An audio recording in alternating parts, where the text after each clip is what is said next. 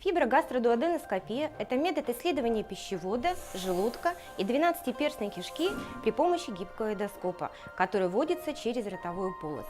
Настоящий вид исследования проводится в амбулаторных условиях и в данное время очень широко применяется для пациентов с целью выявления заболеваний желудочно-кишечного тракта и 12-перстной кишки на периоде подготовки пациентов к оперативному лечению, а также на этапе подготовки пациентов к высокотехнологичной медицинской помощи.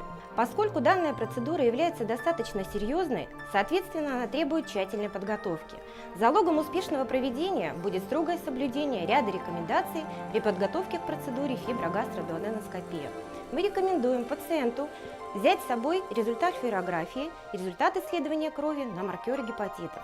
Накануне исследования, соблюдения режима питания, следует отказаться от приема острой, жирной, жареной пищи, и пищу рекомендуется применять исключительно в теплом виде. В день исследования также мы рекомендуем отказаться от курения.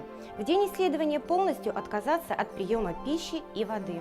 Желательно взять с собой пеленочку или полотенце. Подойти в кабинет эндоскопических исследований заблаговременно, то есть за 5-10 минут до начала исследования или времени, указанного в талоне. Следует знать, что для проведения фиброгастродуоденоскопии есть определенные относительные противопоказания.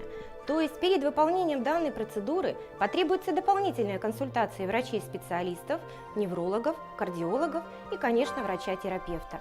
Важно помнить, что в день исследования следует соблюдать щадящий режим питания.